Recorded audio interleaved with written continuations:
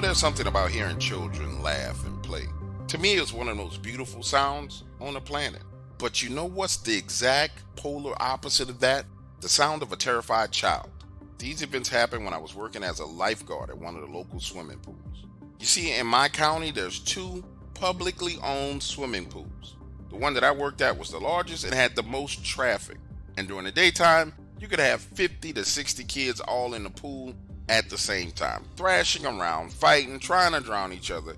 At times, it gets completely and utterly ridiculous the number of times that I have to blow my whistle and tell them to stop horseplaying before someone dies. Nonetheless, kids will be kids. I'll never forget the day that this happened. And let me paint a clear picture of the layout of this pool for you. This particular pool is on the outskirts of the city, and it's a part of a larger playground development. There's baseball fields, football fields, soccer fields, but the pool itself is nestled right along this wood line. Now, it's enclosed and surrounded by an 8-foot tall metal fence, and that happened 2 years ago because some wild hogs came charging out of the woods and literally jumped into the swimming pool. Nonetheless, this particular evening when this happened, the pool was in the process of closing down, and one of the other lifeguards, Emily, had brought her little sister to the pool that day. Emily's little sister, Claire, had been hanging out with us, and she stuck around as we started to close things down. As we're going through the process of closing down the pool, checking the restrooms, picking up trash, rearranging the chairs, doing all the little things that we got paid to do by the city, Claire is playing right along that fence line close to the woods. Now, I had my back turned to her on the opposite side of the pool, stacking chairs, when I hear this scream, this blood-curdling scream. And if you ever heard a child scream in fear, you know it's nothing like it. Looking over my shoulder in that direction, Claire is in the process of jumping the entire space from that fence into the pool. How that was possible, I do not know, but all I see is this little girl flying through the air. As the motion of her body is going through the air, my eyes hone in on something on the other side of the fence in the wood lines. And at first, I could not believe what I was seeing, because I'm telling you, this looked like a giant wolf head about 9 feet up in the air, but it's blending in to the trees. A few seconds later, her body splashes down into the water, and I hear this growl.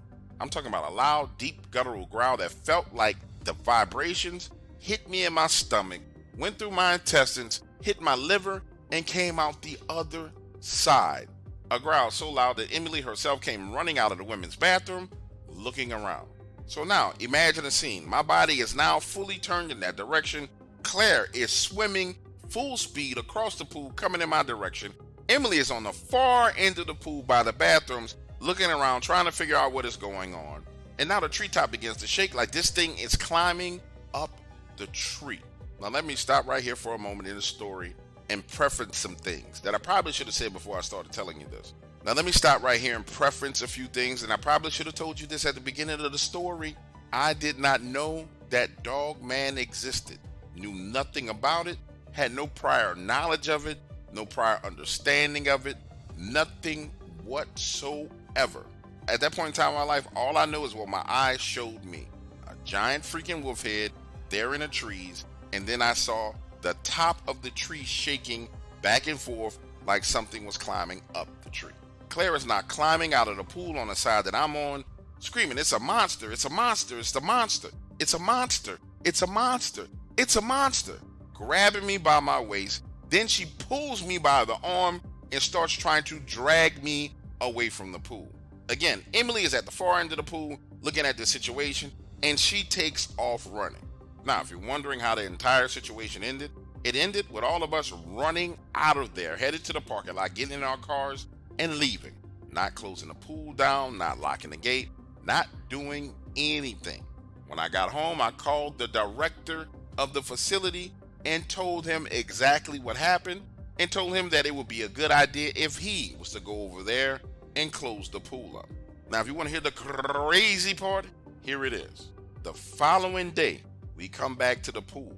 The director is there, and he pulls us into the office and starts to question us, not about leaving the pool unlocked where another kid could have went in there and drowned to death. None of that. But he starts to question us about what we saw and where we saw it.